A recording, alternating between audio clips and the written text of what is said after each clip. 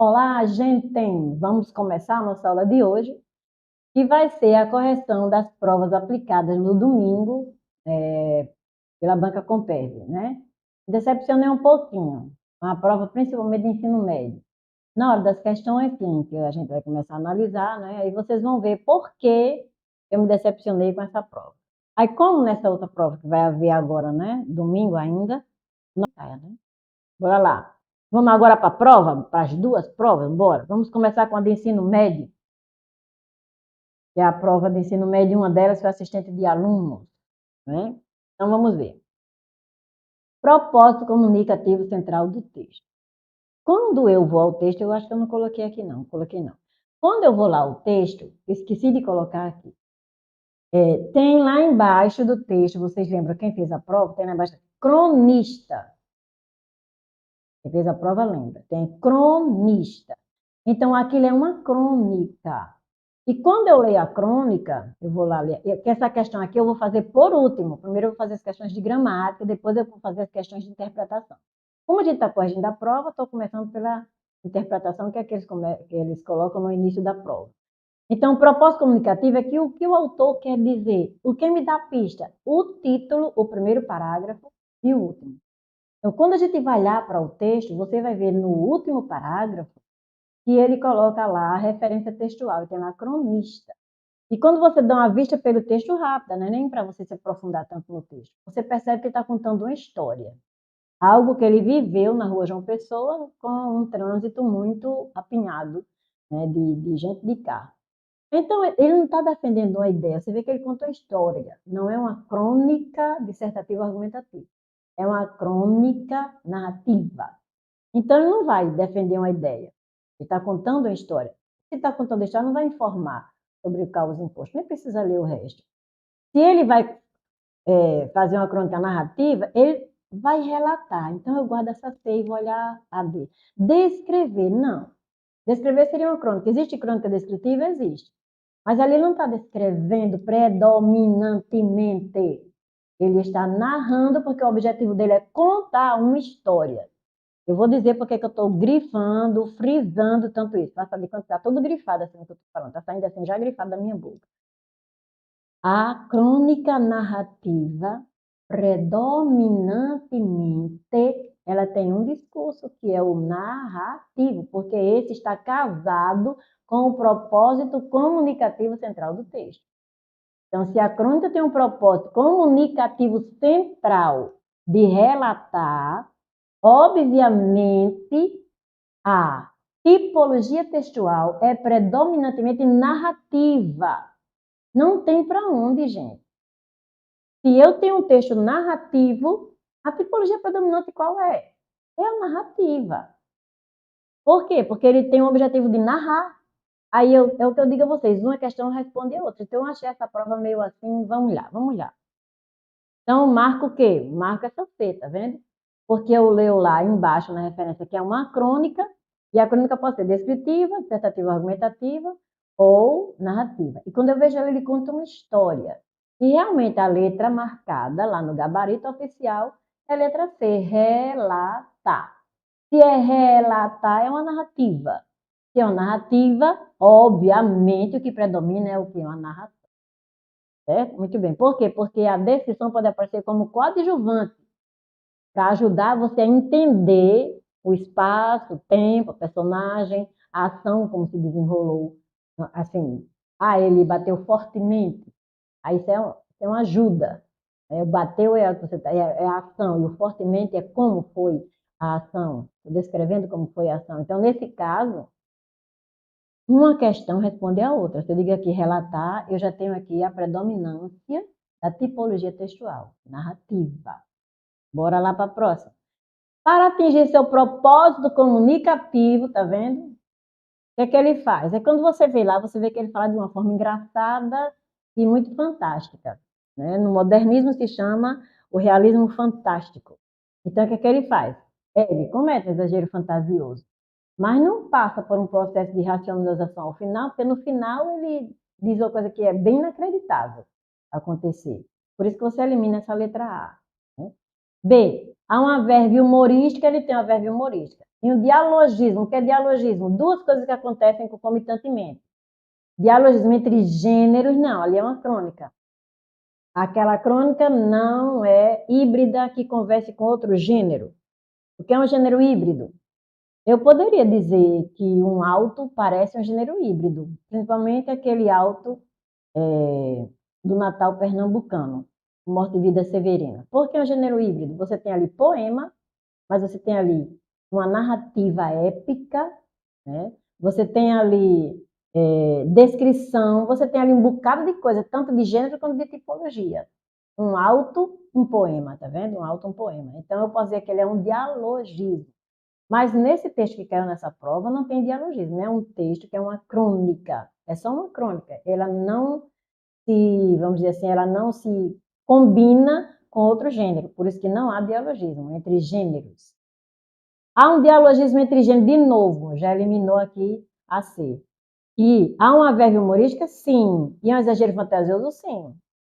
Ele diz que um fusca sobe numa árvore, né? Então, realmente, ele tem aí um exagero fantasioso. Então, marco a letra D de dado, que é aqui o texto recorre para atingir o propósito comunicativo. Ele tanto faz essa verve humorística, fica uma coisa engraçada, e o engraçado é justamente esse fantasioso, e esse exagero fantasioso. Muito bem, vamos para a próxima. Tá aqui. No texto entrecruzam-se predominantemente os tipos textuais. Aí eu já digo que não, injuntivo não. Porque injuntivo, você orienta alguém a fazer alguma coisa, e os verbos estão no imperativo. Não existe lá predominantemente verbos no imperativo. Aí, pá, essa letra B. Aí na letra C tem injuntivo também, ó, explicativo e injuntivo. Não, não existe essa tipologia, porque não existe uma orientação para o leitor, né? Não existe essa orientação dirigida ao leitor para que o leitor faça alguma coisa usando os verbos no imperativo. Não.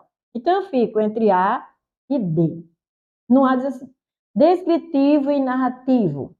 É isso que sabe vir na minha cabeça. Porque se o propósito comunicativo é narrar, predominantemente é descritivo. Eu não vejo como ser descritivo e narrativo. Predominantemente. Existe um número assim grande de descrições, mas eu não vou dizer aquela que predomina. Senão eu não saberia qual seria o objetivo, se seria narrar ou descrever. Mas você vai dizer o objetivo por aquilo que predomina. Então, se predomina o narrativo, é uma narração. Mas se predomina o descritivo e narrativo, é o quê? Entenderam isso? A minha preocupação era que a gente fizesse uma prova dirigida para concursandos de ensino médio e não concursandos do curso de letras, como a gente vai ver noutra questão. Parece que o povo está fazendo, olha, concurso é terra de ninguém. Quem manda parece que é a banca elaboradora. Você concursando que paga, não tem quase direito nenhum. Já acham até ruim quando você reclama que entra com recurso, né? Mas você está pagando, você não leva nem a prova para casa. Que coisa é que você não puder usar? A prova foi você que pagou aquele papel. Foi você que pagou o papel. Você deveria até receber uma caneta. Vai fazer que receber tudo. Você está pagando. Então, nesse caso, ele diz aqui, ó, descritivo e narrativa. Aí o que é que ele diz depois? A exemplo do que ocorre. Então, a exemplo, então, tanto no texto quanto no parágrafo, no quarto parágrafo, é exemplo, tá vendo do que ocorre no quarto parágrafo? Então, ele está dizendo que isso ocorre no texto e isso ocorre no parágrafo. A exemplo do que ocorre no quarto parágrafo, marcado. Não é um parágrafo que está marcado, é o discurso que está marcado, tanto que ele diz aqui respectivamente, tá vendo? Ele não está usando dois parágrafos aí, para dizer respectivamente em relação ao parágrafo. Marcado pelo uso de verbos no pretérito imperfeito indicativo e no pretérito perfeito indicativo, respectivamente. Primeiro, descritivo, pelo uso de verbos no pretérito imperfeito do indicativo, e depois narrativo, pelo uso do pretérito perfeito do indicativo. Então, é marcados esses tipos textuais, descritivo e narrativo, eles são marcados pelo uso de verbo no pretérito perfeito no parágrafo, tá vendo? Eu acho que isso aqui deixa confusão. Então, marcaria realmente essa letra A discordando, porque a gente já sabe que ele quer que marque a letra A. E a letra D não pode, porque ele diz, olha, descritivo e narrativo exemplo do que ocorre no segundo parágrafo, mas diz assim, olha, marcado, não precisa ir ao texto, marcado pelos verbos no pretérito perfeito do indicativo, respectivamente. Então, o discurso no pretérito perfeito indicativo não é descritivo. Daí você não marcar a letra D. Você marcar a letra A porque não lhe resta alternativa. Aí você marca a letra A. Você sabe que essa que ele quer que marque. Mas quem é marcado não é o parágrafo. Quem é marcado é o discurso. Então, porque ele diz, respectivamente, o discurso é marcado respectivamente pelo uso de verbo no pretérito perfeito do indicativo e no pretérito imperfeito do indicativo. Certo? Então, você marca aí a letra A porque você sabe que ele quer que você marque. Mas uma narrativa, ela é predominantemente com verbos no pretérito perfeito e o objetivo dela é narrar. É assim que a gente aprende.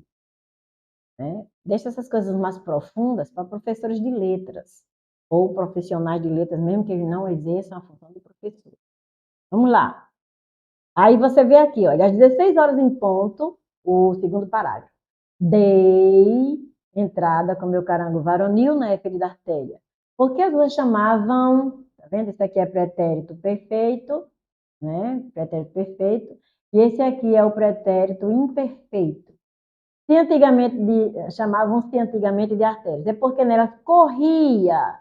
Olha aqui de novo, o pretérito imperfeito do indicativo, viu? Vou botar aqui indicativo. Ok? Esse aqui pretérito perfeito do indicativo. Disse-me, pretérito perfeito do indicativo. Vetusto, repórter policial do tempo em que, ao morrer, uma criança escrevia. Não, uma criança escrevia pretérito imperfeito. Ontem alou-se, pretérito perfeito do indicativo. Esse imperfeito do indicativo. Aos céus, interessante garoto. Pronto. Quando você conta, né, você vê aqui, ó, pretérito perfeito 1, pretérito perfeito 2, pretérito perfeito 3. Aí você vê aqui, chamavam pretérito perfeito 4, corria pretérito perfeito 4 e escrevia-se que 4? Por que 4, hein, Aliette? Tá doida, é? Aqui, pretérito, o 2, tem o 2 aqui, tem o corria 2 aqui, então são 3, está empate. Né? Então, realmente aqui está predominante, porque tem mais de um e nesse número foi empate. Aqui não. Para passar ao largo do centro cearense, gastei pretérito perfeito. Havia pretérito imperfeito. Então, aqui no pretérito perfeito eu tenho um, no pretérito imperfeito eu tenho um. Por cima das calçadas, carro por cima dos outros, e num realismo fantástico, um voo que tinha subido. Essa forma verbal tinha subido é o pretérito mais que perfeito, que ele também marca a narração. Então, se o pretérito perfeito marca a narração e o pretérito mais que perfeito marca a narração, quem ganhou aqui foi a narração, não foi a descrição. E é assim que a gente consegue dizer quem está predominante ali. É o discurso narrativo.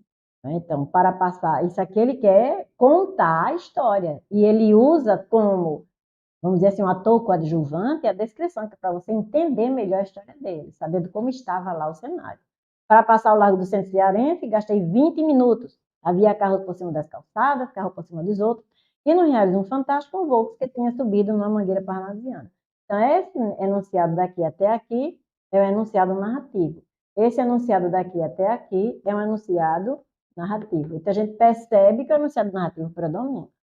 Então, eu discordo, sim, vou discordar. Quero lá saber se é doutor, se é mestre. O que faz a pessoa conhecer a língua, né? Ele ser doutor, nem mestre, não. Ele ser praticante da língua, estudioso da língua, né? Então, eu vou discordar. Eu acho que um texto, para ele ser chamado de narrativo e ter o objetivo, como tem na prova, na própria prova, na questão de relatar, ele tem que ser predominantemente narrativo. E não predominantemente as duas coisas, não. Narrativo e descritivo, não. Aí eu não sei como ensinar mais. Aí fica o professor que vai ensinar, não sabe mais como ensinar para o aluno distinguir. Qual é aquele discurso? Não sei. Vamos para a próxima? Sim, aí justamente eu marco a letra A, que é o que ele quer que eu marque, descritivo e narrativo, contra a vontade, só porque ele quer que eu marque. Aí eu Nem vou querer entrar com recurso, que eu acertei mesmo, né? Mas o predominantemente, eu não creio. Eu creio que seria um tipo textual e não dois tipos textuais. Não tem como, eu acho. Eu acho. Essa é a opinião da Aliette. Vamos para a próxima. No texto, as aspas são utilizadas para. Aí eu vou lá para o texto e vou ver onde foi que ele usou aspas. Então, ele usou aqui, ó. Ontem, a Lúcia aos céus, a interessante garota. Que seria algo que iria escrever, né, no jornal. Passe por cima, que seria algo que alguém diria, né, lá no meio do caos do trânsito. Nunca me viu, algo que também alguém diria. E a resposta que alguém daria, que seria ele mesmo, nunca, never. A senhora pertence ao planeta Terra? Daí a verve humorística. Então, tudo isso aqui é algo que alguém diz. É um discurso dentro do discurso.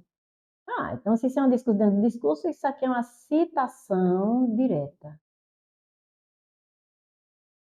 Ele quer dizer, não fui eu que disse. Se fui eu que disse, na hora eu não estou como autor do texto, estou como personagem. Tudo bem, então vamos lá. As aspas são utilizadas para isolar discursos diretos. Letra A, e eu vou me embora. Cíntia já está lá na frente, olha. Cíntia aqui, né? Então, ó, demarcar discurso indireto, não, porque está com aspas. Enfatizar o sentido dos enunciados, não é só enfatizar. Ele está dizendo que ali foi uma pessoa que disse.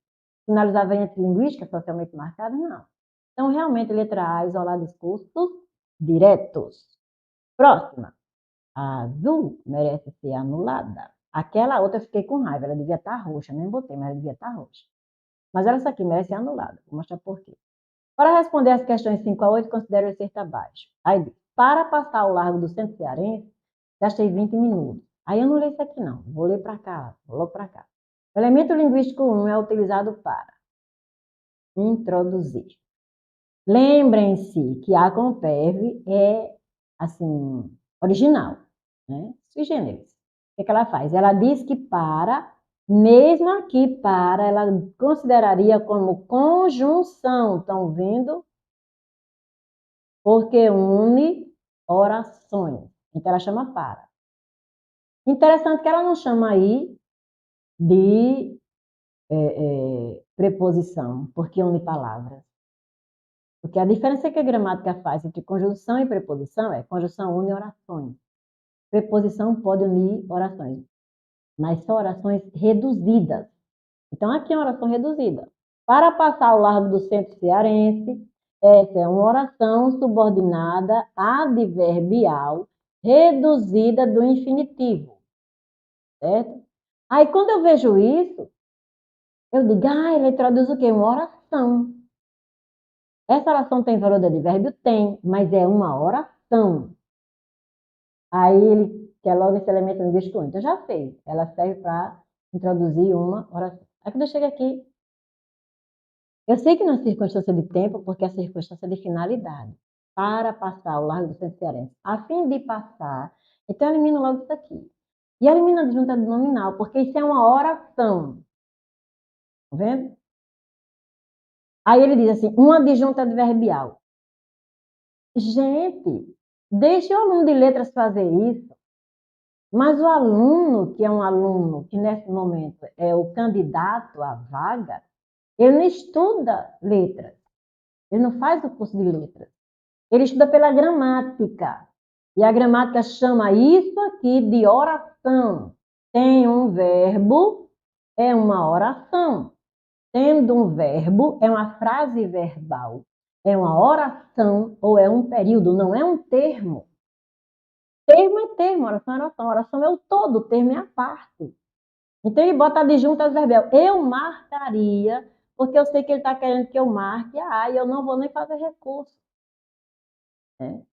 Mas não é, isso não é um adjunto adverbial. A não ser que ele tivesse colocado aqui, olha.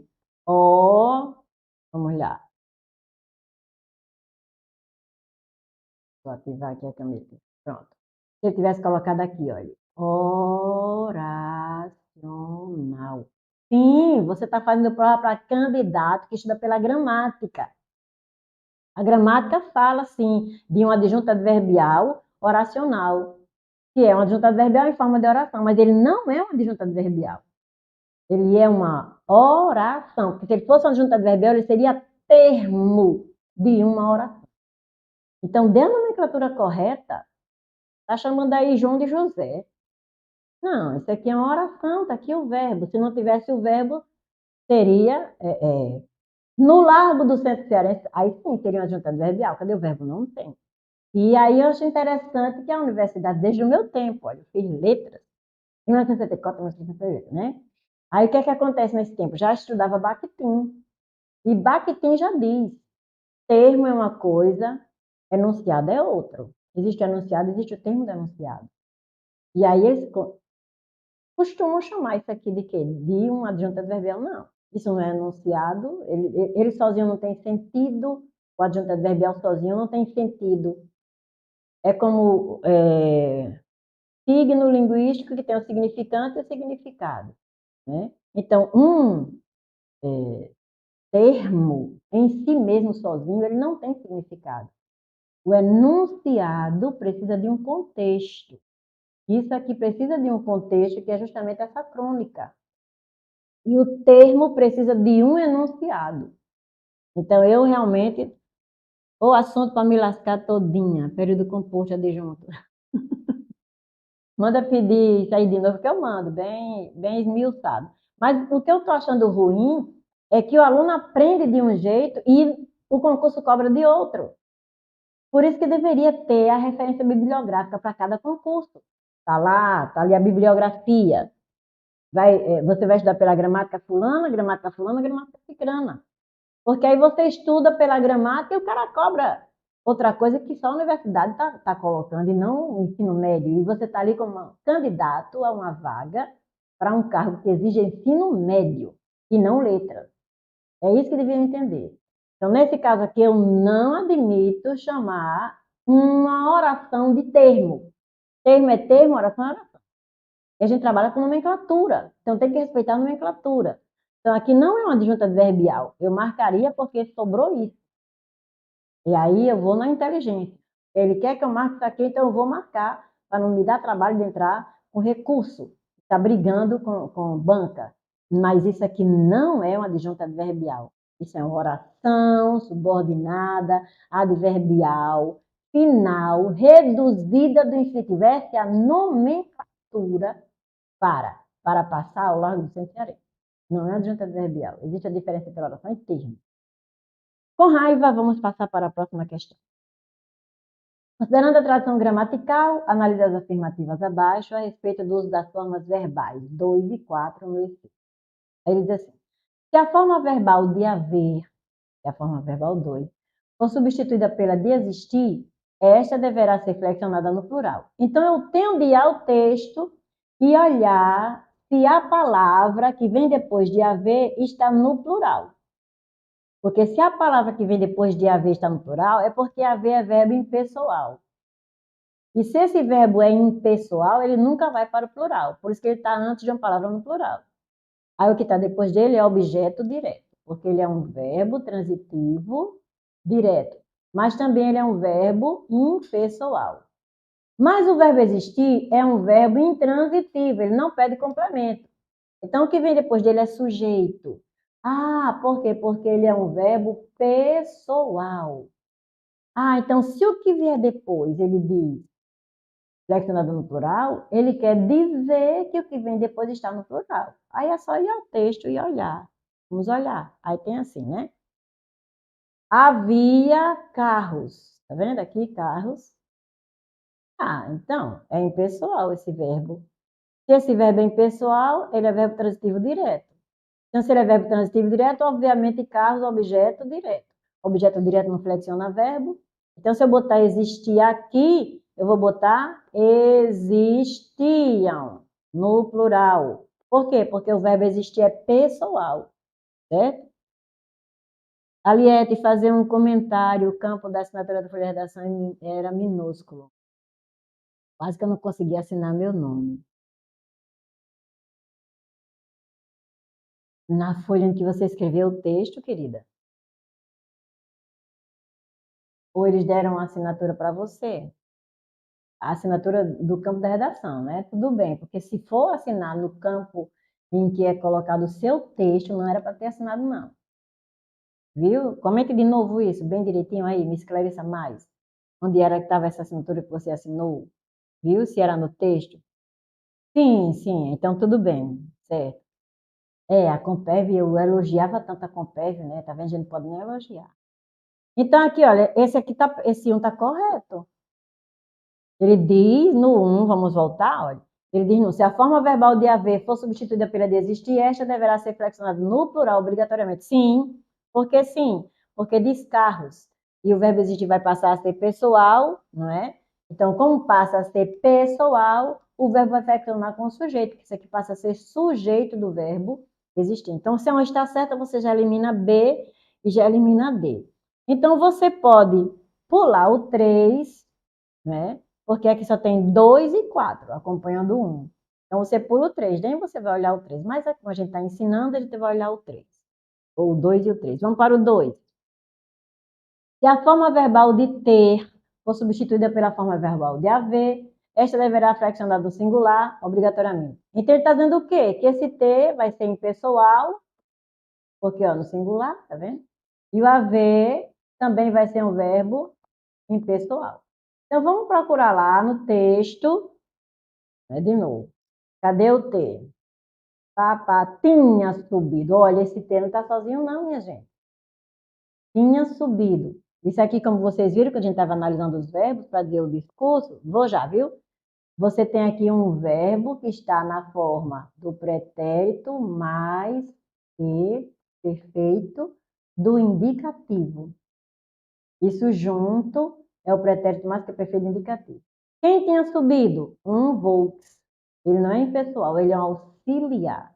Um Volks subira. Essa é a forma que pode substituir tinha subido. Subira, tá vendo? Um Volks que subira numa mangueira. Ah, então não. Não vai para o plural, não. Porque o sujeito é um Volks. E tanto faz você dizer havia subido ou tinha subido, esses verbos vão ser pessoais. Por quê? Porque estão auxiliando um verbo pessoal. O verbo subir aqui é um verbo pessoal. Ele se flexiona como o sujeito está flexionado. O sujeito está no singular, ele vai ficar no singular. E ele passa essa flexão para o seu auxiliar. Todo auxiliar é classificado como o verbo que ele auxilia. Então, se o verbo subir é um verbo intransitivo, esse tem é verbo intransitivo. Se o verbo subir é pessoal, esse verbo tinha também é impessoal. Então, como a gente viu, se a forma verbal ter for substituída pela de haver, esta deverá ser flexão singular obrigatoriamente? Sim, o 2 está correto. Então, se o 2 está correto, eu já marco a letra A. Não preciso avaliar o 3 e o 4. Por quê? Porque eu já sei que eu eliminei a B, não é isso? Porque não tem um. Eliminei a D que não tem um. E a B e a D tem um 3. Mas a A e a C não tem um 3. E como eu avaliei o 2 e vi que ele está correto, na C não tem o 2, eu marco a letra A. E não precisa avaliar 2 e 3. Como a gente está aprendendo, a gente vai avaliar. Vai lá. Professora, dê uma breve explanação sobre carta aberta, se houver chances de cair domingo. Tem chance sim, porque é um gênero e a Compev pede mais artigo do que carta, mas pede. Então, o que é a carta aberta? Se você tiver dificuldade, porque é muito difícil a gente fazer uma carta, é mais fácil fazer um artigo, eu acho, fazer um artigo. Se você tiver dificuldade, eu vou lhe dar agora um macetezinho. Você faz o seu artigo de opinião, fale sobre aquilo, fica mais fácil você fazer isso. Fale sobre aquilo, introduza, desenvolva aquela coisa que não tem muito problema no D1, desenvolva o problema, o cerne do problema, a sua opinião mesmo no D2, depois conclua no último parágrafo. Aí, quando você for passar limpo, você coloca os elementos pré-textuais. Carta aberta A. Diga a quem se dirige aquela carta aberta. E antes disso, coloque a data. Natal, no dia do concurso. Que dia vai ser o concurso? Pronto, 21, né? Natal, domingo é 21? 22 domingo? Então, Natal, 22 de janeiro de 2023. Aí você bota carta aberta A e bota quem é que é sua carta. Aí você situa a sua introdução. Por quê? Porque na proposta tem dizendo quem vai ser você, para quem você vai escrever e por que você vai escrever. Então, você já situa isso para a sua introdução.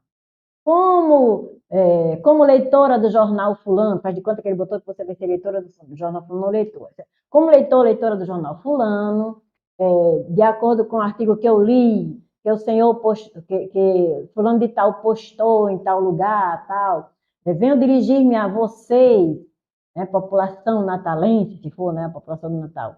Venho dirigir a vocês, população natalense, para que possamos nos unir com o objetivo comum de... Aí você vai dizer o que é que você vai querer. Mas você situa primeiro com a situação. Aí você começa com o seu artigo. Porque aí você já fez a interlocução. Aí quando você for passar o D2, você acrescenta interlocução. Vejam vocês, ou observem vocês, mas sempre coloque interlocução. Vou passar o D2, coloque interlocução, acrescente interlocução em qualquer lugar, começo, meio, fim. E quando for passar a conclusão, acrescente também uma interlocução. Onde? Começo, meio, fim, tanto faz.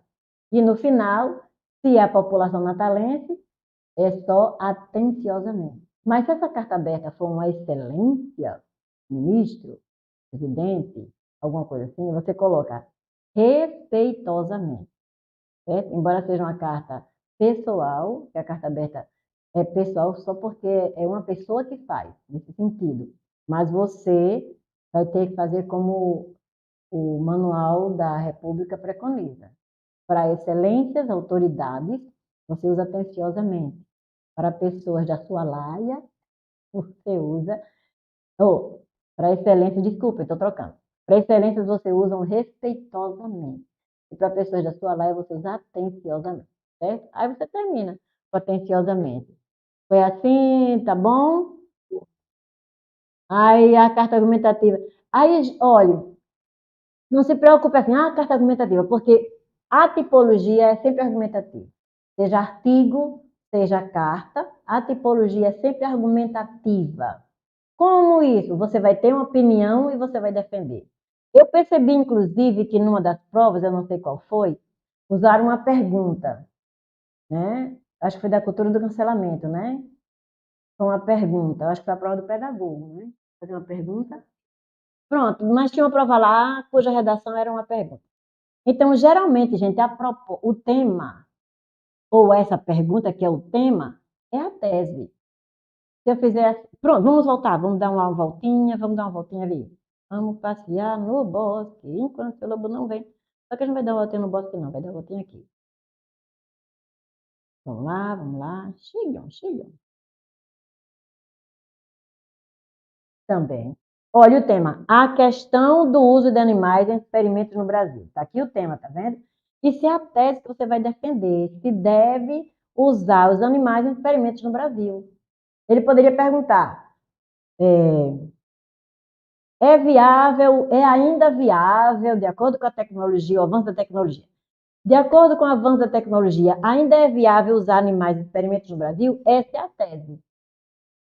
Vai dizer se ainda é viável, com a evolução da tecnologia, usar animais em experimentos. Então, sempre o tema é a tese. Por isso que eu fico batendo aqui em vocês. Sempre use as palavras do tema na introdução que você está fazendo a tese. Você vai concordar ou não, né? Certo? Então, a argumentativa é isso. Você tem opinião sobre isso aqui. Usa ou não usa? A opinião se for assim, tem banca que coloca só um enunciadozinho curto, por exemplo, a crise hídrica no Brasil. Então, você vai ter uma opinião sobre a crise hídrica no Brasil. E nesse caso, você vai dizer quais são as causas e as consequências, seria a melhor forma de desenvolver essa tese sobre o que você iria criar sobre a crise hídrica. Qual é a maior causa da crise hídrica no Brasil? Poderia ter essa tese. Então, eu poderia fazer isso. Então, o tema dado é onde você vai firmar a sua tese. Não se esqueça disso, certo? Muito bem. Então, argumentativo vai sempre ser. Não vai ter outra tipologia que ela vai pedir, que a Comper vai pedir, que não seja realmente... A não ser estudo de caso. Às vezes eles pedem um estudo de caso, aí o estudo de caso pode ser descritivo, pode ser dissertativo e pode ser também explicativo, o que eles chamam também de expositivo. Aí o estudo de caso pode. Aí está lá no edital, estudo de caso. Tem que ter no edital, estudo de caso, que já é outro gênero. Se ele colocar só artigo e carta, esses dois podem cair. Mas se ele colocar artigo e caso, botar um estudo de caso, pode anular o concurso, porque ele pediu algo não previsto no edital. E quem direciona o candidato é o edital. Certo? Então, vamos voltar, vamos ver. Se a carta foi escrita para... Boa noite, Rejane. Deixa eu ver antes. Estruturalmente falando, carta em sentido lato. Sim, sim. Boa noite. Se a carta foi escrita para um juiz, o meritíssimo é sempre com M maiúsculo? Uhum. Todo pronome de tratamento, menos o você, é com letra maiúscula. Até o senhor, viu? Para distinguir, se eu digo assim, um senhor atravessou a rua, esse senhor ele não é pronome de tratamento. É uma designação de pessoa. Um senhor atravessou a rua, um garoto atravessou a rua, um menino atravessou a rua, uma mulher atravessou a rua. Então, tudo isso é minúscula, é um substantivo comum.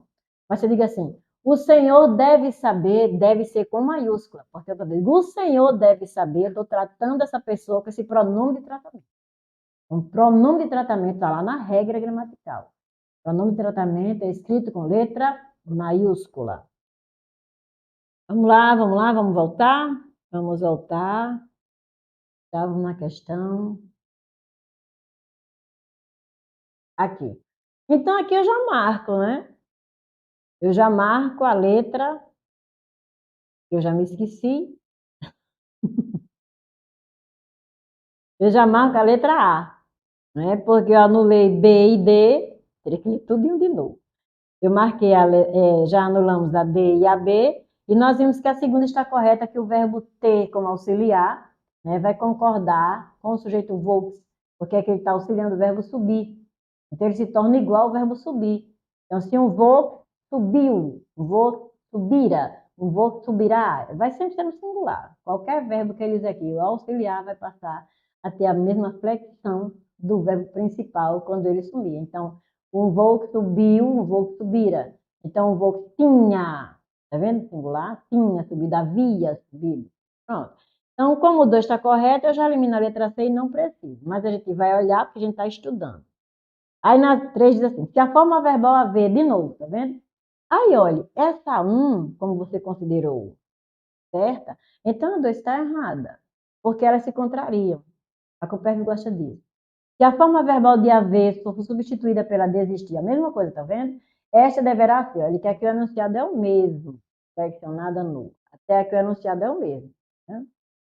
Qual é a diferença que ele coloca? Ele coloca aqui singular e aqui ele coloca plural. Então, se você diz que isso aqui é certo, obviamente isso aqui é errado. Aí você vai para o próximo. Se a forma verbal ter for substituída pela de haver, esta deverá ser flexionada no. A mesma coisa, tá vendo? O mesmo início do 2 é o mesmo início do 4. Só muda de singular para plural. Então, se você considerou isso aqui certo, isso aqui é errado. Não tem como o verbo ir para o plural, o seu sujeito, e o verbo é pessoal, o seu sujeito está no singular, um vou. Então, você vê aqui 1 e 2, e você realmente marca a letra A. Vamos voltar? Vamos voltar? Nós vamos passar agora. De novo, né, que ele diz isso. Aí diz, no contexto que é empregado elemento linguístico 3. Então, corvo, não vou nem olhar para baixo, eu não olho para baixo. Eu me lembro daqueles filmes de mocinha, Rambo, né? Rambo, né? Rambo, Chuck Norris, né? Que sempre as mulheres são fracas. Perceberam isso nos filmes, o machismo? Aí, ainda bem que aqui o homem está em minoria, a gente pode meter o pau. Né? Então, quando ele vai passando, tem uma escada não, uma ponte feita de madeira e corda. Aí ele vai passando, ele embaixo daquele jacaré com a cara do carro, assim, né? Já esperando porra para cair, para comer. Aí ele diz assim, não olhe para baixo. Já viram que ele faz isso? O mocinho, não olhe para baixo. Porque se olhar para baixo, vai ter medo. E não vai passar pela ponte. Porque vai ter medo. Então não olhe para baixo. Você não está vendo jacaré, você não está nem com medo. Ó, se você fizer uma linha no chão, que ela tenha de largura 30 centímetros de largura, você anda por ela tranquilamente. Mas se a pessoa subir, né, um muro, 2 metros, 30 centímetros, você não vai andar do mesmo jeito que você andou no chão, não, porque você olha para baixo. Mas se você se abstiver de olhar para baixo, que é o perigo, que a gente nunca vai deixar de olhar para baixo, Você vai andar assim, não é? Mas no chão você não anda assim. Às vezes no fio, no meio fio, tem lá aquele paralelepípedo, eu ando em cima e nem faço isso, ando normal. A não ser que esteja de salto. Mas se não tiver de salto, ando normal. Mas suba aquilo, suba 30 centímetros, eu já vou andar assim, né? Então, o que é isso? É a mente. É a mente. Então, cuidado com a mente. Ela é a maior inimiga sua no dia da prova, viu? Eu sei o que eu estou dizendo. É o maior inimigo. O que é que eu estava dizendo aqui mesmo, hein? Que a gente ia olhar. A gente ia olhar para não olhar para baixo. Então, não olho para baixo, não, eu vou olhar para o 3. Gente, olha, quem estuda com a Liette, não erra mais essa questão, não. Se você erra essa questão quando passar por mim na rua, nem fale comigo, viu? Porque, olha, um voo que tinha. O que é que eu faço quando eu vejo que a primeira coisa, ou ele é pronome relativo, a primeira coisa que eu vou olhar, ou vou olhar se ele é conjunção integrante. Se ele for pronome relativo, eu substituo por qual e suas variações. E se ele for conjunção integrante, a oração que ele inicia é igual a isto. Então, a primeira coisa que eu olho é isso aqui. Um voo, o qual tinha subido na mangueira parnasiana. Ah, mas eu ainda fiquei em dúvida, ficou? Então, você bota Volks no lugar, faz assim, olha, parte, tá vendo a oração? Que aqui começa a oração que você acha. Subordinada, adjetiva, não tem vírgula, tem não, então restritiva. Muito bem, começa. Aí eu digo assim, olha, o Volks tinha subido numa mangueira parnasiana. Não dá certo? Dá. Por quê? Porque todo pronome relativo ele entra na oração que ele introduz em lugar do nome da oração anterior. Ele concorda com Volks. Então, se você tivesse aí um qual, eu diria o Volks, o qual, porque Volks é masculino, singular. Mas se eu dissesse assim, uma Kombi, a qual, tá vendo? O único pronome relativo que concorda com o que vem depois é o cujo. É o único. Todos os demais concordam com o que vem antes. O cujo retoma, mas concorda com o que vem depois. E os demais concordam com o que vem antes, que estão retomando. Então, nesse caso, isso é um pronome relativo, tá vendo? Retoma o nome Volks, e eu teria a prova dos novos, quando eu digo o Volks tinha subido numa mangueira parnasiana. Quem tinha subido? O Volks, tá vendo? No lugar do Volks. Então, quem tinha subido? Sujeito. Tudo, pronto. A gente destrinchou tudo disso aqui que ele pode perguntar. A oração adjetiva restritiva, isso aqui é um sujeito, está no lugar do nome, que é Volks, né? E é um pronome relativo. Muito bem, então o que ele perguntou eu respondo. Conjunção não, é um pronome relativo. Então, já elimino A e D. Fica com B e C. Pronome relativo que funciona como sujeito. Pronto, marco letra B. Quem tenha subido? O Volks. E quem é que está no lugar do Volks? A CESP tem mania de perguntar assim. Isso aqui é o sujeito semântico. E esse daqui é o sujeito sintático. Ouviram? A CESP tem essa mania. Se for fazer CESP, pode ter essa pergunta. Por que sujeito semântico? Porque esse aqui significa Volks. Então, esse aqui é um sujeito sintático e a semântica dele vem para cá, para Volks. Ele significa Volks. Esse aqui é o sujeito sintático, porque é ele que está sendo o sujeito, representando o sujeito na oração, que tinha subido numa mangueira parnasiana, mas ele significa Volks. Então, Volks é o sujeito semântico. Por que não é o sujeito sintático? Porque para cá, ele não é o sujeito desse tinha. Quem tinha subido é o quê? Sujeito que. Certo? Você diz aqui, né? Ó, sujeito. Muito bem, está muito sabido. Vamos para o próximo. Outra que dá para anular por causa de nomenclatura, a mesma coisa que acontece na 3. Ele diz assim, considerando o uso da pontuação nesse certo, analise as afirmativas abaixo. A primeira vírgula é de uso facultativo. Aí você vai lá olhar. Aí, para passar ao largo do centro cearense, vê que é a mesma, gastei 20 minutos. Então, ó, essa vírgula aqui, que é a primeira, ele diz que é de uso facultativo. Não, é de uso obrigatório. Aí, qual é a justificativa dessa vírgula? A oração, tá vendo? A regra é: as orações subordinadas adverbiais antepostas à principal são separadas por vírgula. Essa é a regra.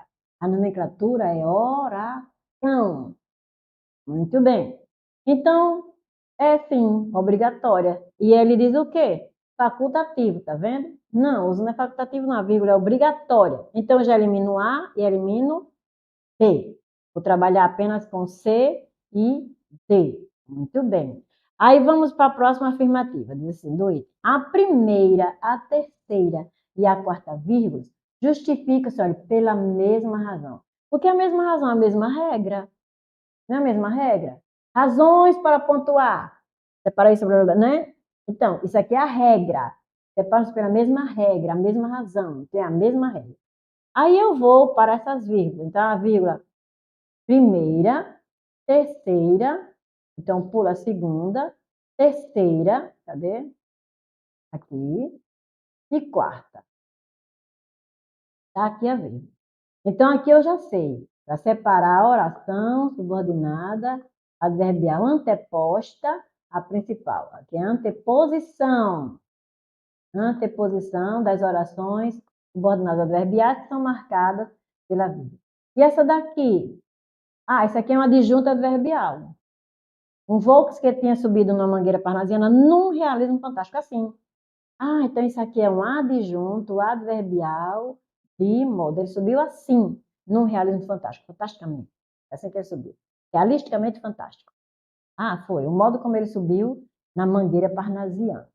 Então, adjunto adverbial. E por que está separado aí por vírgula? Então, essa vírgula aqui separa.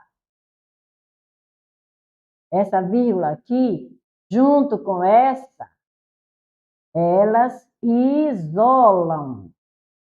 Certo? Elas isolam. Aqui é uma coisa, separa. Aqui é outra coisa, isola. Aqui separa porque está anteposta. Aqui isola porque está intercalada. Até a posição é diferente. Aqui ela separa, por quê? Porque está anteposta. Está vendo a posição? Ela está anteposta. E aqui ela separa. Por que aqui, aqui ela isola? Por que aqui ela isola? Porque está intercalado, não está anteposto. Está intercalado. Aqui é anteposta a oração subordinada adverbial. Intercalado aqui o adjunto adverbial. Então, as gramáticas colocam duas regras distintas. Então, se as gramáticas, que é por onde o concursante estuda, votem em mim. E na política, agora defender a causa de vocês. Vocês estudam pelas gramáticas. Vocês não estudam pelos livros que são recomendados em letras.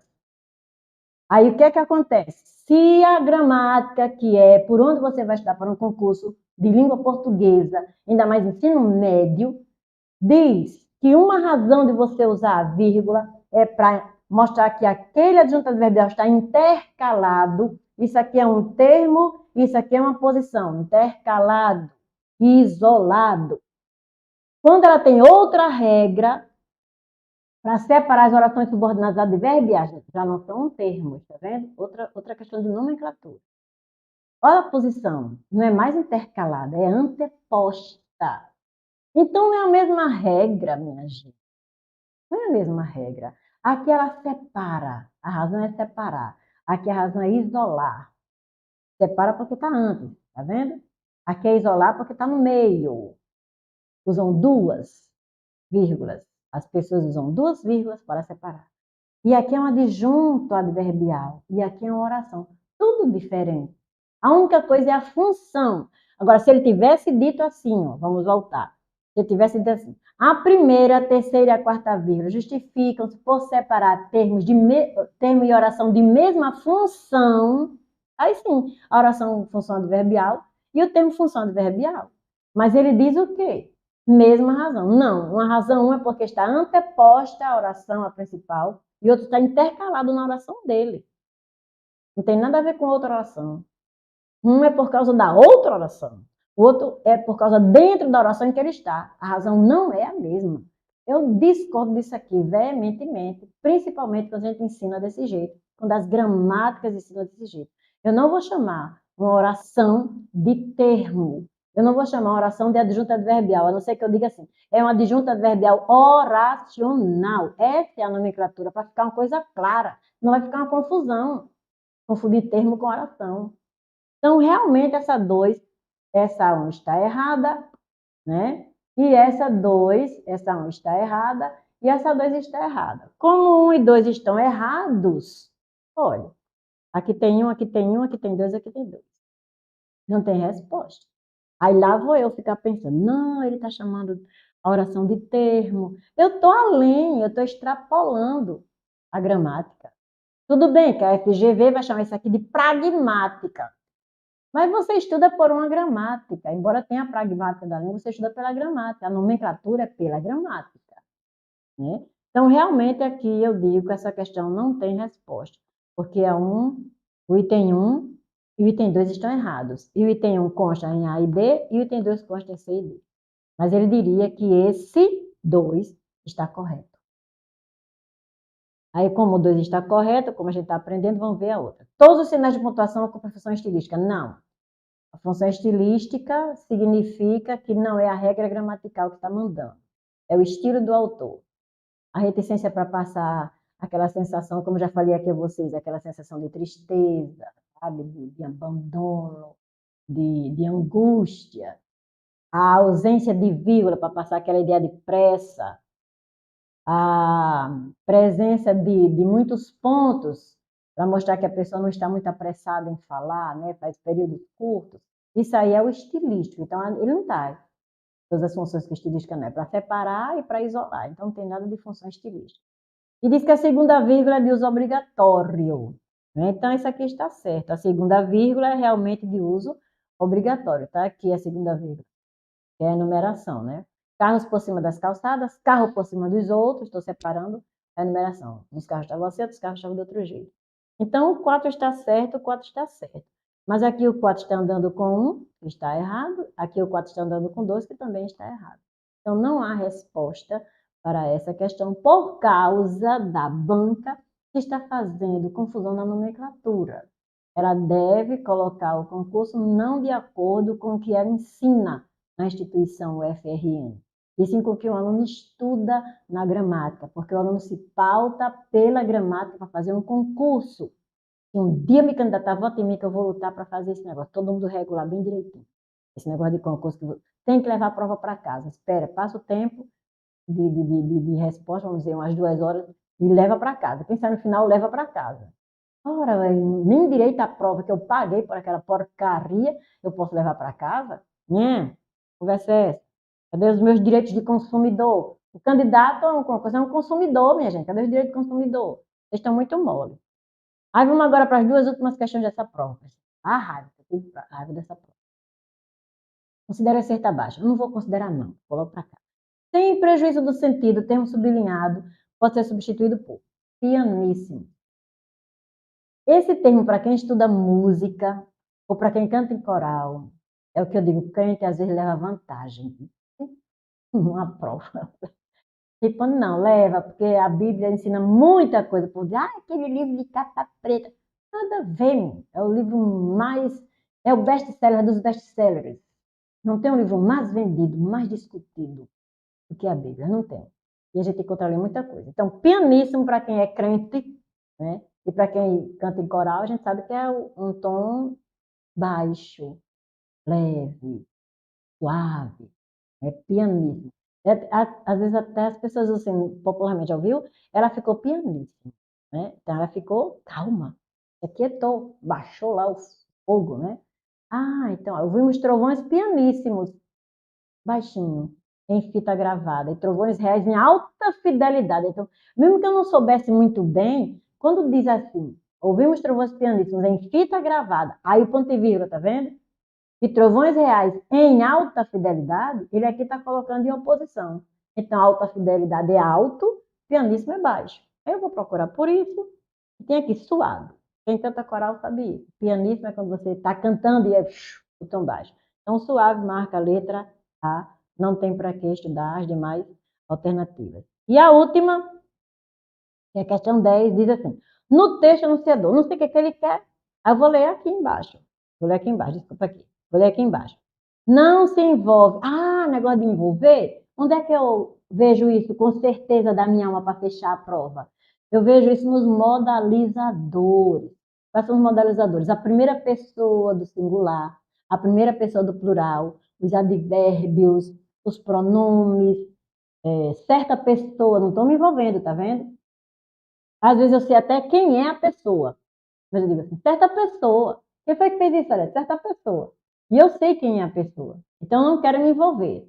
Então, Pronome pode ter modalizador, adjetivo pode ter modalizador, advérbio pode ter modalizador, e as pessoas verbais pode ter modalizador. A voz passiva, ativa, pode ser modalizador. E ela, dê um exemplo aí, vou dar. Eles não perguntam mais, né?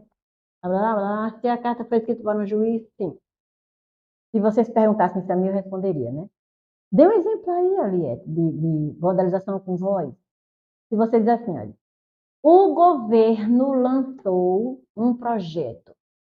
Então, eu usar essa voz ativa para falar isso, eu sou uma jornalista, faz de conta, Deus me livre. Mas se eu fosse uma jornalista, aí eu vou usar isso aí no jornal, né? Eu digo, o governo lança um projeto. Então, por essa leitura da voz ativa, eu já estou mostrando que eu sou a favor do governo. Por quê? Porque eu coloquei o sujeito como ativo, como principal foco da reportagem. O governo lança um projeto.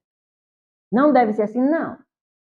Para eu ser realmente jornalista e não querer influenciar ninguém com a minha opinião, eu devo dizer assim, um projeto foi lançado pelo governo, porque o foco é o projeto. O foco é o projeto, o foco da notícia é o projeto, não é o governo. Então, o projeto foi lançado pelo governo. Então, a passiva aí mostra quem é o importante da história. O governo é o coadjuvante, o projeto é o importante. E no outro, quando eu digo o governo lançou um projeto, o governo é importante, o projeto é o coadjuvante, isso não corresponde à notícia. E eu posso dizer assim também, lançou-se um projeto. Significa que eu tenho ódio do governo. Quero nem citar o nome dele. Lançou-se um projeto. Não digo quem foi que lançou, lançou. E eu boto o foco só no projeto e tiro o foco do governo. Entenderam? Então, isso é modalização.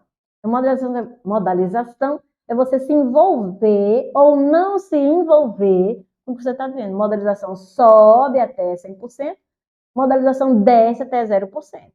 Certo? É como você vai modalizar o som. Sobe e desce. Muito bem. Então, não se envolve com aquilo que anuncia. Vamos ver logo o texto. E seguir, olha, primeira pessoa. Eu ia, me esquecendo. Nesse tempo todo choveu 5 vezes e fez verão outras tantas. Tantas é muitas, já está se envolvendo. Ouvimos, primeira pessoa, ele passa agora do plural. Provou pianíssimos, olha, ele aqui diz pianíssimos, ele não diz piano, ele diz pianíssimos, existe barra piano. Em fita gravada e trovões reais em alta, olha o adjetivo aqui, alta fidelidade. Houve tempestade em curto circuito e tempestade que só conhecemos em filmes coloridos da Metro, como que contava a queda de Roma. Então, realmente, ele se envolve. Então, já, nada de letra A. Não leu nem o resto. Pode ser que me atrapalhe.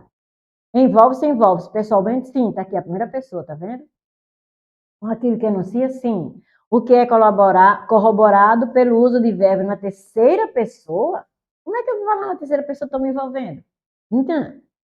Então, só pode ser, essa aqui não se envolve, a gente já viu que ele se envolve, então só pode ser a letra D. Envolve-se pessoalmente com aquilo que anuncia, o que é corroborado pelo uso de verbos na primeira pessoa do singular e do plural, tá vendo aqui? Além dos advérbios e dos adjetivos. Certo? Ainda tem os adjetivos e os advérbios, e ainda tem, né? Deda, né? Outras palavrinhas que ele está usando. Pronto. Então, realmente, letra D de dado.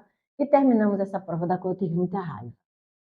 Vamos agora para a próxima prova, que é a prova de ensino superior. Eu cargo aqui é o pedagogo. Aí vocês observem que algumas provas elas fazem diferença. No ensino médio, eles vão mais nas picuinhas gramaticais. O superior, mesmo que seja gramatical, ele vai mais para a interpretação daquela gramática, para a pragmática daquela gramática, certo?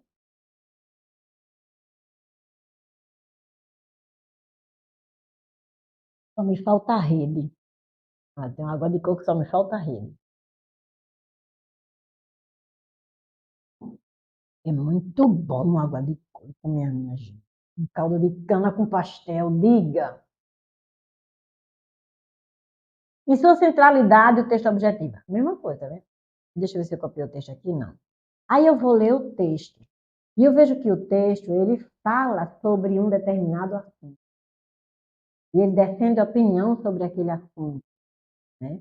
Então, eu vejo que não é uma história. Então, ó, já elimina aqui por causa de relatar. por causa do verbo, tá vendo? Relatar. Já elimina isso aqui. E fala sobre capacitismo.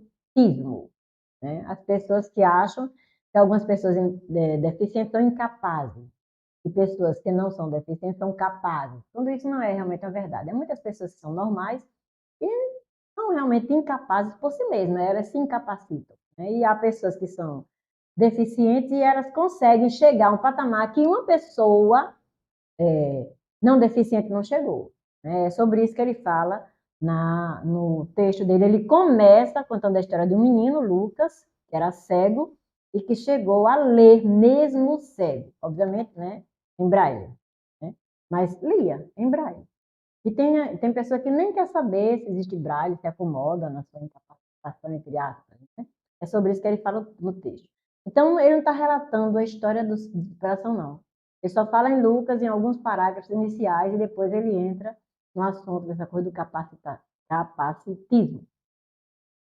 Então, aproximar os conceitos de capacitismo, racismo e machismo, não. Ele só usa isso num parágrafo, se não me engano. Ele quer falar sobre essa ideia errônea que as pessoas têm de que o deficiente é um coitadinho. Ele fala justamente até numa cadeirante, né? Do deficiente ser um coitadinho, de você sempre achar que ele precisa de ajuda, ajude a andar, ajude a... E às vezes o deficiente não quer isso. Né? Então, realmente, não é aproximar os conceitos de capacitismo, racismo e machismo, não. Contrapor-se à visão de que atitudes capacitistas contribuem para as dificuldades enfrentadas por pessoas com deficiências. Não, ele não quer dizer realmente, ele não quer se contrapor, não. Ele quer dizer sim, que essa visão dessas atitudes capacitistas, sim, contribuem para as dificuldades enfrentadas por pessoas com deficiência. Isso é que ele defende, ele não se contrapõe, não. Pelo texto você veria isso. E então você marca a letra D. Ele sustenta a ideia de que a plena realização de pessoas com deficiência passa por sua efetiva inclusão na sociedade. Eles são realmente plenos quando eles conseguem incluir-se na sociedade. Então, você marca a letra D. Vamos para o 2. Isso aqui eu já disse a você. E eu achei ótimo que eu recebi alguns recadinhos no grupo falando sobre isso. Né?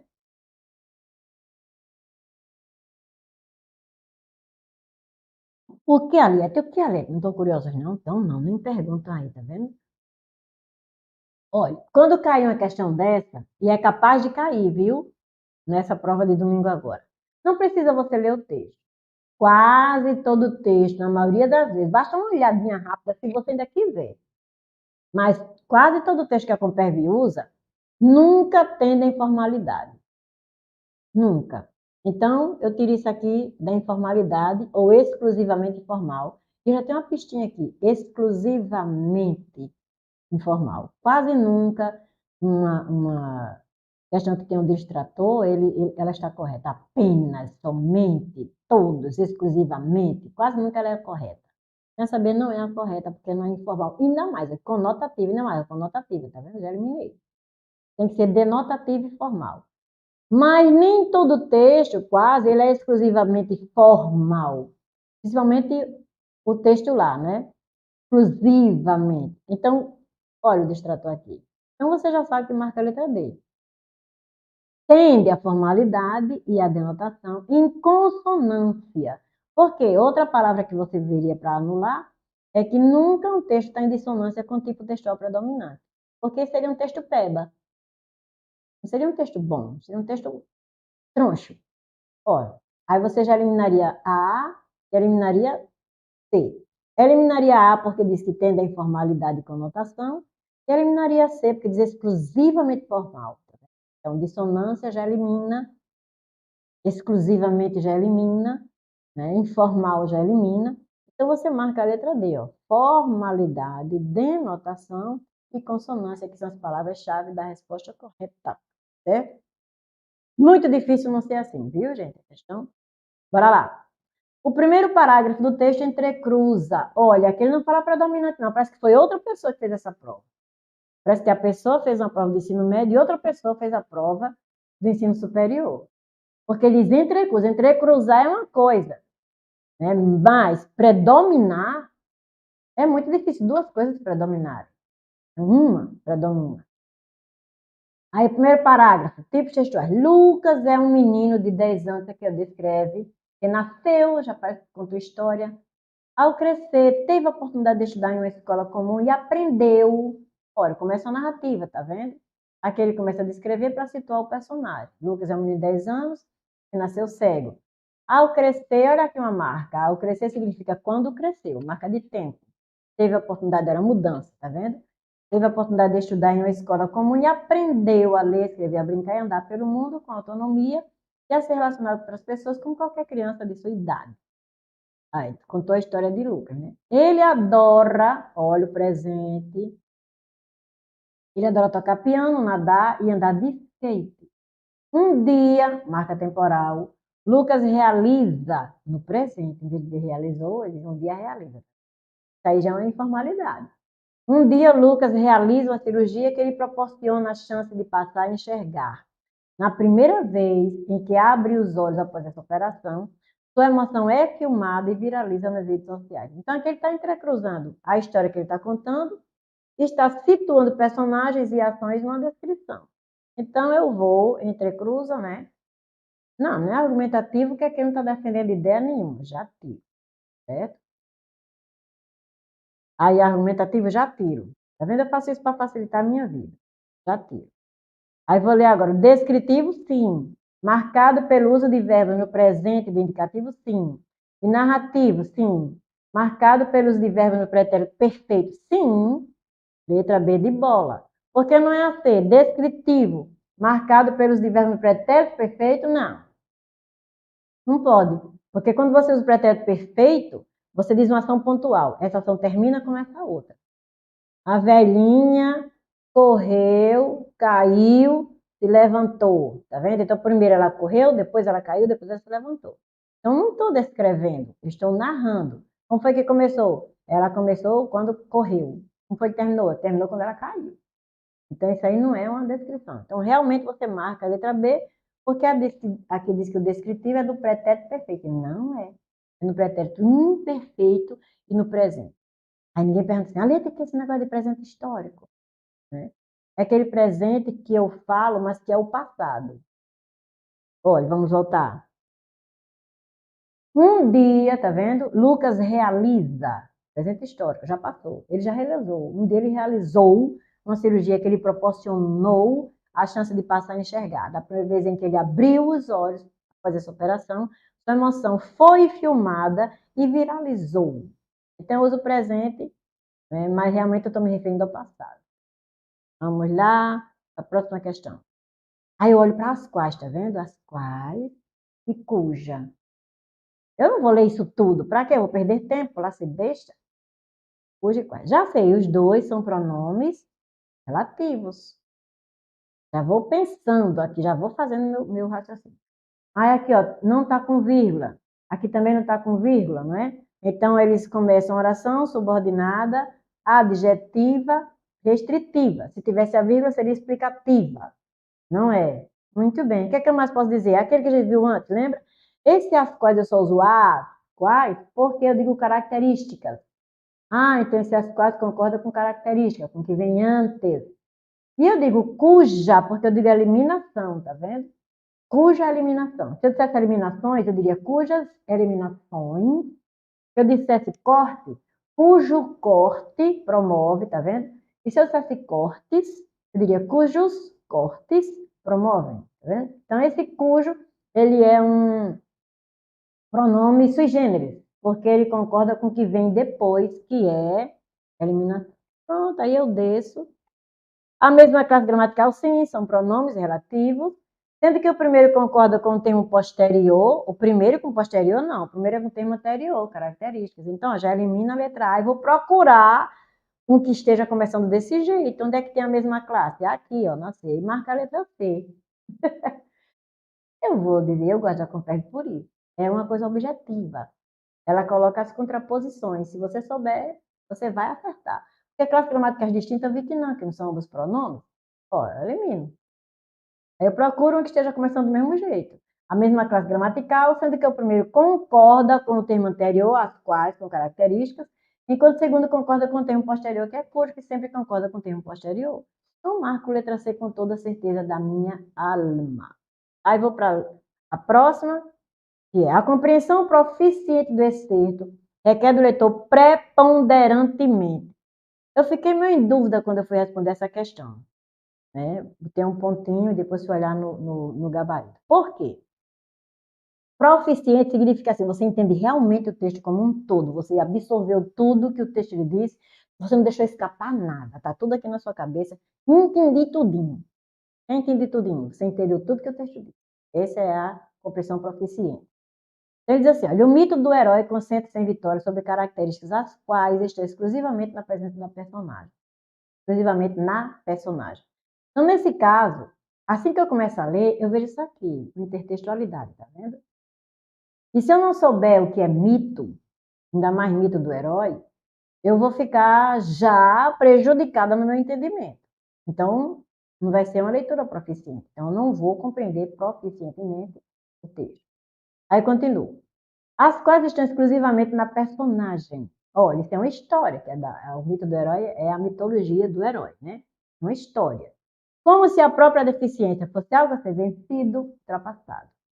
Ignora-se a vasta quantidade de barreiras que estão ao redor da pessoa e cuja eliminação promove a inclusão. Lucas poderia, eu pergunto, quem é Lucas? Porque ele diz, olha, o excerto, ele não diz o texto. É isso que muitas vezes a pessoa não presta atenção. É do excerto. Então, se eu ler somente esse excerto, ou não ler o texto, eu não sei quem é Lucas. Lucas poderia já ser uma criança plena e feliz, bem antes de ter passado pela cirurgia. Quem é Lucas? Mas eu fiquei por essas duas coisas, tá vendo? Quando eu li o excerto, eu não soube. Eu sei o que é o mito do herói. Eu sei o que é mito, a narrativa, né? Mas tem alguém que pode não saber. Ele não considera aqui qualquer leitor, parece que ele considera o leitor que sabe o que é mito do herói. Aí o que é que ele diz? Para eu saber, né, o que eu estou lendo, absorver tudo que eu estou lendo, eu tenho que saber o que é isso e o que é isso. Eu acho. Mas o que é mais importante você saber aí? É essa aqui, é Lucas. Porque se eu não souber que é Lucas, não adianta saber de mais nada. Então eu também botei isso na cabeça. Então, desci. A percepção da intertextualidade. Sim, mas preponderantemente, porque tira todo o sentido do texto, se você não souber quem é Lucas. Então, é a recuperação da informação presente no próprio texto. Quem é Lucas? Um menino que nasceu cego, que depois fez uma cirurgia, e mesmo cego superou vários obstáculos que outras pessoas não superam. Então, marcaria a letra B, e realmente B é a resposta. Muito embora essa daqui também seja necessária para uma leitura proficiente. Aí aqui ele faz a diferença que não fez naquela prova do ensino médio, tá vendo? Preponderantemente. Então, um predomina sobre o outro. Então, o que mais dá dificuldade de você entender esse texto é você ter informação de quem é Lucas. Porque aqui você pode até superar isso e entender o que o texto quer dizer. Certo? Então, predominantemente, preponderantemente, é a recuperação de uma informação presente no próprio texto, que conta a história de Lucas. Vejam que isso aqui é mais para superior porque é interpretação, tá vendo? Aí vai para a questão 6, diz assim: no excerto, aí vou lá ver esse excerto, vou ver aqui. O enunciador, aí vou atrás, né? Tenho que ler isso aqui. Afasta-se, envolve-se, é aquela mesma coisa, né? Afasta-se ou envolve-se. Aí você vai olhar por meio de quê? Das pessoas verbais, primeira e segunda, primeira do plural e primeira do singular. Você vai olhar através dos advérbios, dos adjetivos, né? Se ele está se comprometendo com o que ele está dizendo, fazer se afasta, se compromete. Né? A mesma coisa da outra questão, lembra? Envolve-se. A convivência com a pluralidade contribui fortemente, olha aqui já o envolvimento. Ele não só diz contribui para o desenvolvimento, ele diz fortemente. Ele intensifica desenvolvimento de criatividade, inovação, diálogo, empatia, competências notoriamente. Estão vendo aqui outro envolvimento? Advérbio, modalização. Notoriamente, quer dizer, é de notório saber, todo mundo sabe disso. Ele está aí realmente comprometido com o que ele está dizendo. Notoriamente imprescindíveis para que saibamos navegar pela profunda complexidade inerente à vida contemporânea. Aí ele está se afastando? Está não. Tem os modalizadores. Compromete, sim. Com aquilo que anuncia, sim. Porque fica evidenciado pelos de primeira pessoa, sim. De advérbio, marque. Ah, você diz afasta-se. Não. E os adjetivos não são neutros, né? Para se afastar poderia ser, mas você não vê aqui adjetivo neutro nem advérbio neutro. No outro compromete-se, compromete-se. Com aquilo que anuncia, sim. Porque fica evidenciado pelos de primeira e terceira pessoa? Não, terceira não. Quem usa terceira pessoa se afasta. Inclusive a criança que, olha que coisa para você botar na sua cabeça e no dia você se lembrar. A criança ela não tem identidade construída ainda até certa idade. Então, quase nunca ela diz eu. Já perceberam isso? Ela diz o nome dela. Eu tenho uma sobrinha que ela está com 2 anos. Então, ela nunca diz assim, eu quero fazer isso. Ela diz, Manu quer fazer isso. Olha o nariz de Manu. Ela não diz, olha o meu nariz. Olha o olho de Manu. Então, ela sempre usa a terceira pessoa. Por quê? Porque ela não tem ainda essa ideia da identidade dela. Quem é ela no mundo? Então, ela usa a terceira pessoa. Não está se envolvendo com nada. Ela não tem ideia dessa identidade. Então, o cara tem ideia da identidade dele, defende o que ele diz, tá vendo? Notoriamente, fortemente. Então, isso é se envolver, certo? Então, marque a letra B de bola, e aqui porque ele diz terceira pessoa. Terceira pessoa é não se envolver. Quem usa a terceira pessoa é o índio. Índio quer apito, tá vendo? Ele não diz eu quero apito.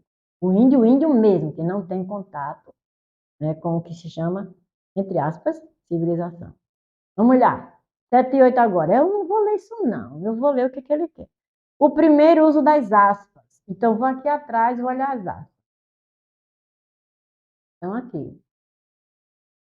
Preconceito contra pessoas com deficiência. Como é que ele diz assim, ó? Pode ser definido como preconceito contra pessoas com deficiência. Então, não é a definição dele, é de outra pessoa. Aí diz, olha, esta, está retomando o que ele disse aqui por último, esta é uma atualização que faço aqui da descrição publicada pelo US News and Report, de acordo com o Online Etymology Dictionary. Acho que não tem inglês, que aí eu... Pronto, então, ó, ele está dizendo que isso aqui está no dicionário de etimologia online. Tá vendo? Ah, então isso não é uma coisa dele. Isso não é uma coisa dele. Isso aqui é uma citação ou um discurso direto. Uma citação direta ou um discurso direto. Pronto. Vou lá e marco. Nada de sim, os saleiros me afastar, mas quem parte, sim, isso aqui pode ser. Aí, como eu talvez não esteja, né, muito assim, eu não estou muito ainda acostumada com isso aqui, mesmo que em parte a responsabilidade do mencionador, o que é que eu faço? Eu boto um pontinho, tá vendo? Aí eu vou para B. Demarcando o regional, isso não é regional, não. Em inglês é regional? Não. Regional é aquele que marca a região, identifica a região. Você fala guri, você fala moleque, você fala bichinho. Quem fala bichinho é o nordestino, quem fala moleque é o sudestino, quem fala guri é o sulista, tá vendo? Quem fala. Quem come manguzá ou munguzá com o caroço do milho, né, é o nordestino.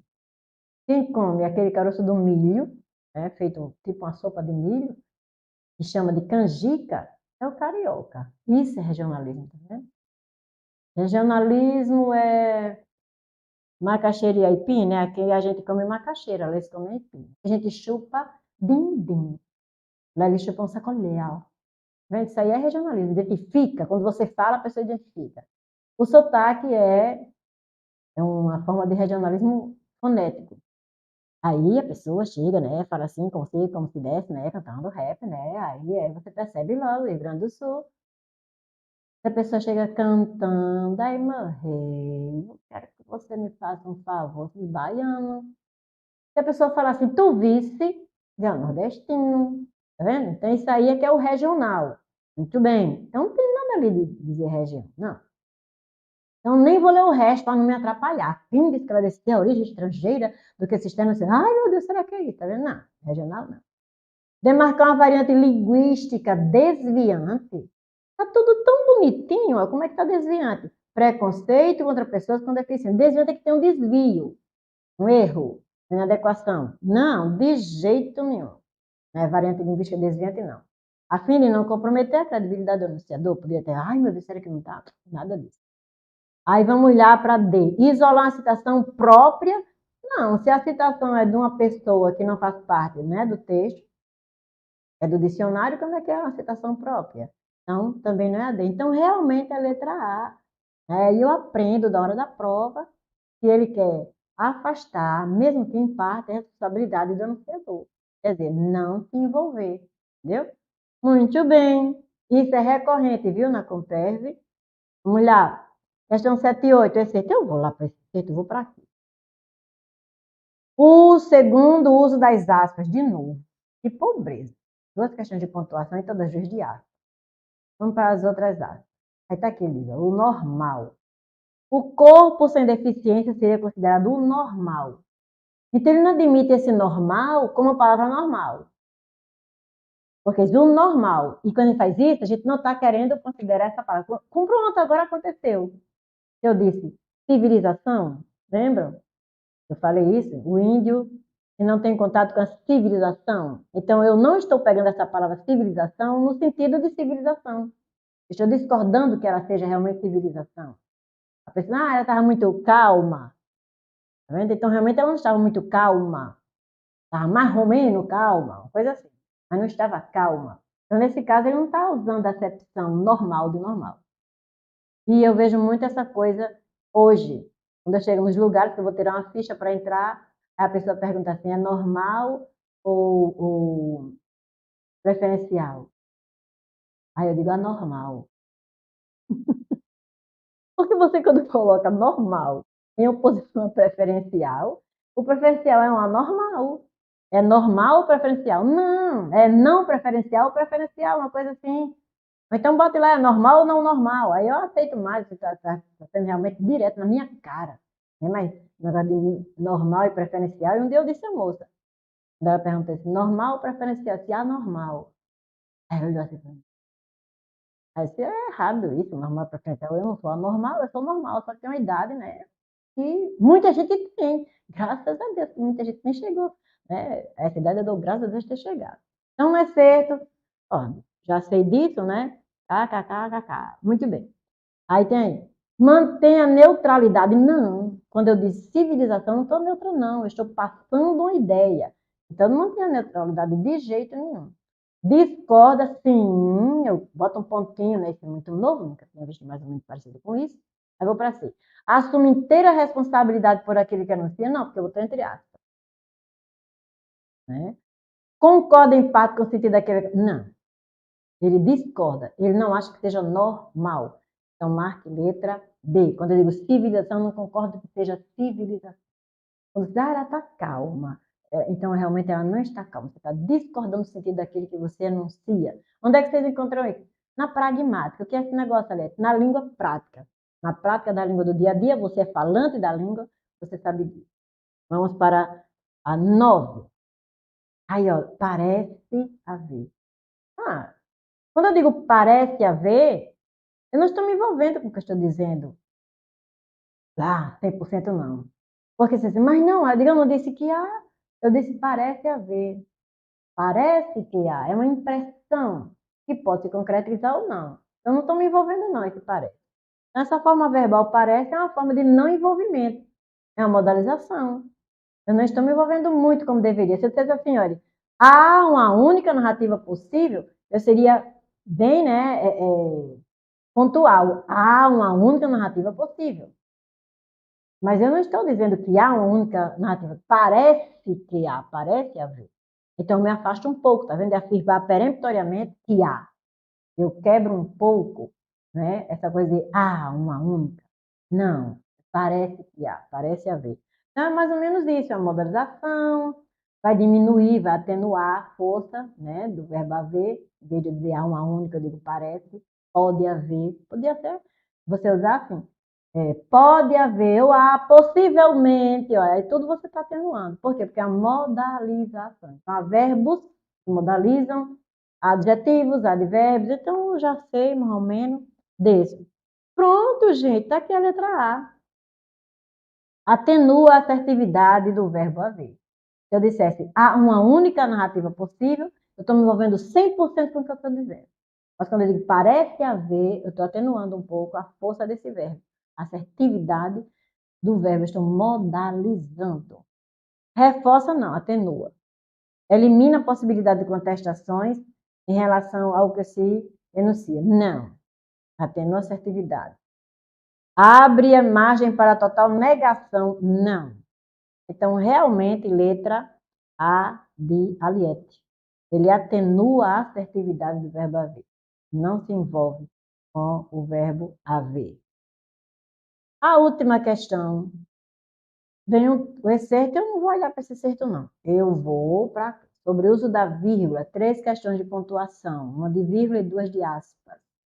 A Compev quase nunca deixa de colocar questões de pontuação. Às vezes ela deixa de colocar questões de crase, no superior principalmente, questões de crase, questões de sintaxe, objeto direto, sujeito, esse negócio ela deixa. Ensino médio aparece mais.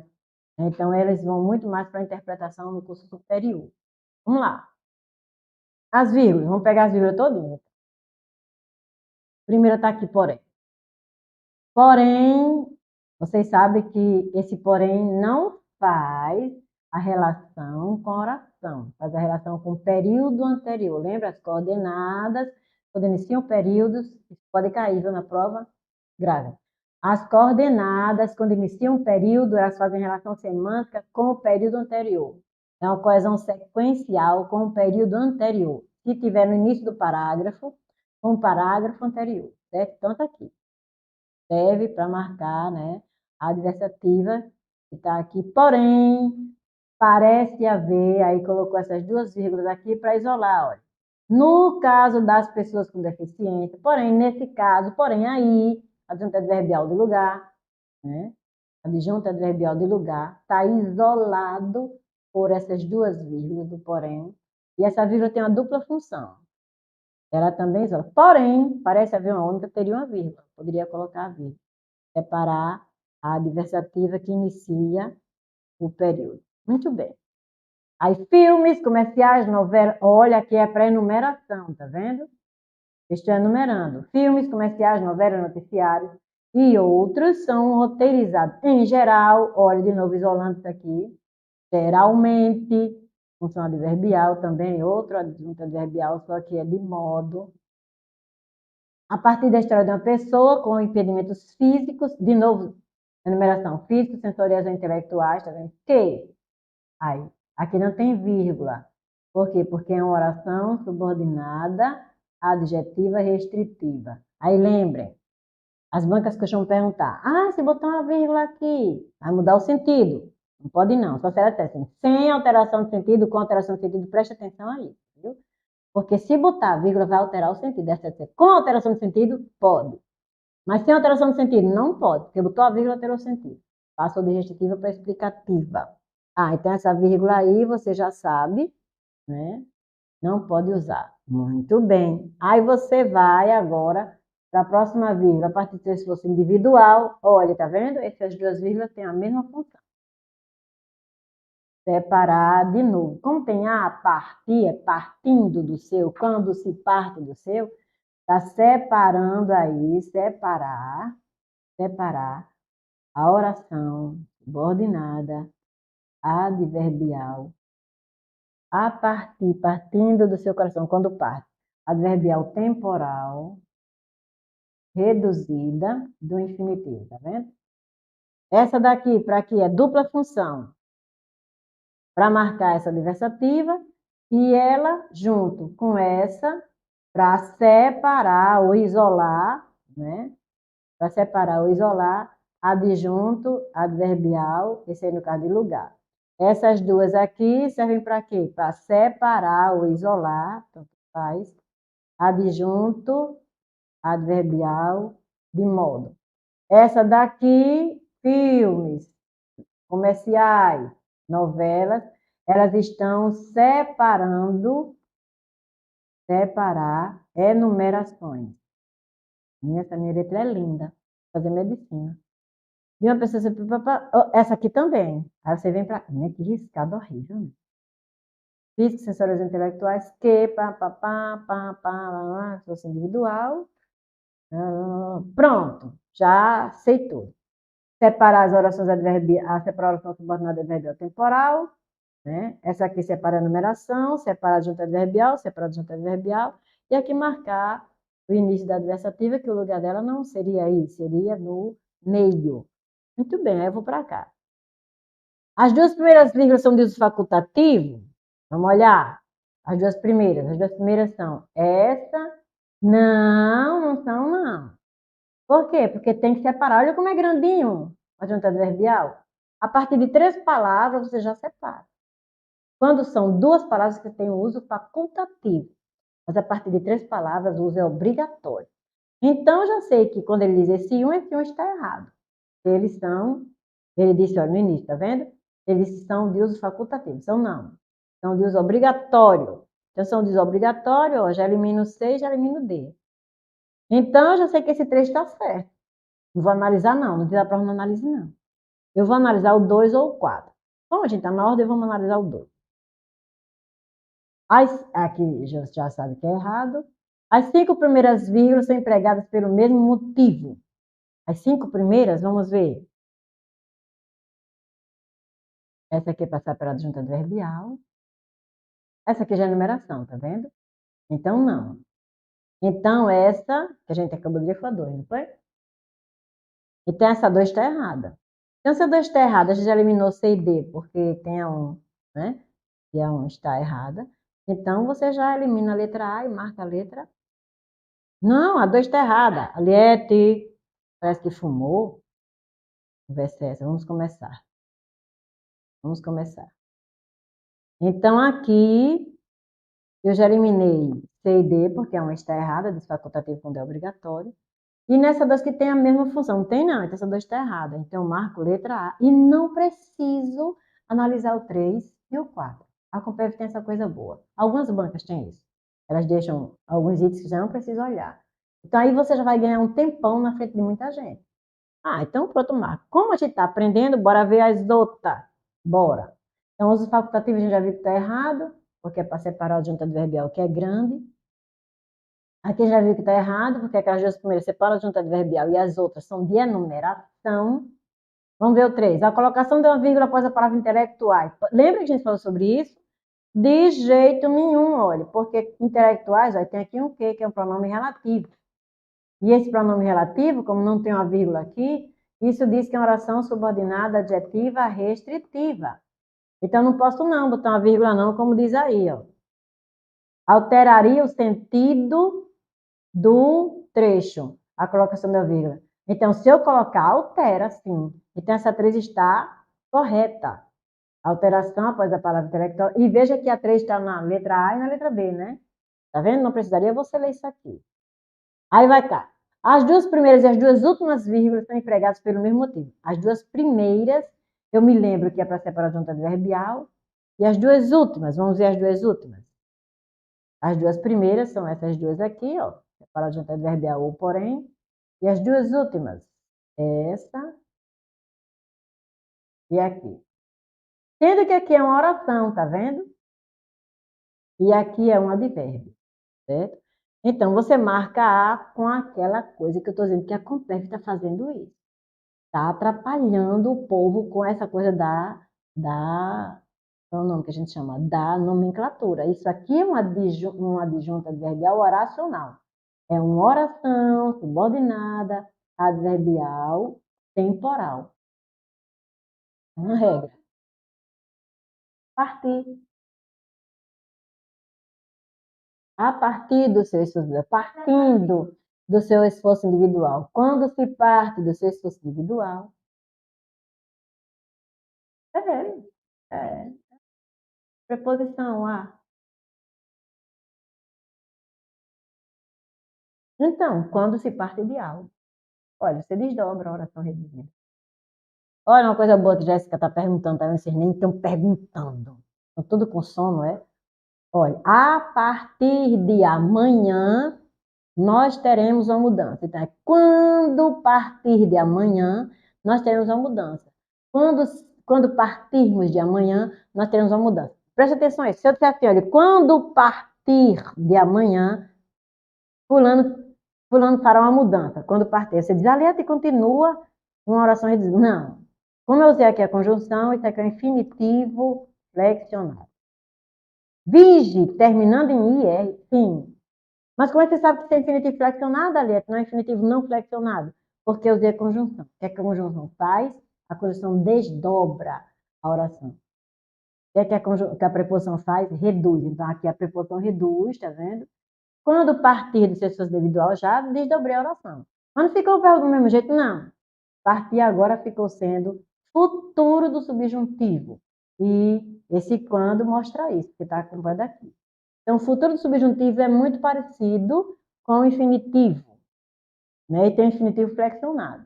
Então, aqui é infinitivo flexionado, futuro subjuntivo. Né? Não é nada de uma oração reduzida, não. Certo? Então, nesse caso, vamos agora para a próxima questão. Então, é quando você vê isso aqui, ó, isso aqui estava errado, esse aqui estava errado, esse aqui estava certo, e ele disse que isso aqui está certo, mas com algumas, aquela minha revolta, eu marco porque eu sei que ele quer que eu marque, então realmente marco a letra, chega, já me esqueci. Letra A. Pronto. E vou-me embora para estudar para domingo, que a prova vem aí, e nós terminamos a aula tão cedo hoje, não foi? Muito bem. Então, gente, a gente terminou a aula de hoje. Espero que vocês aproveitem. Deem uma olhada em crase. Eles não cobraram crase nessas duas provas, mas deem uma olhada em crase. Lembrem dessa coisa de você responder a questão sem precisar ler o texto. Cuidado com essa coisa de entrecruzam-se para você olhar, que é que predomina. E, às vezes, para você fugir dessa coisa de ter que fazer um recurso, você já sabe o que é que ele quer marcar. Então, a Compev tem essa mania de chamar a preposição para de conjunção. Basta que ela ligue orações, mesmo que sejam orações reduzidas. Se lembre disso. E lembre também que ela costuma fazer isso com as nomenclaturas, chamar uma oração subordinada adverbial de advérbio. Não, gente.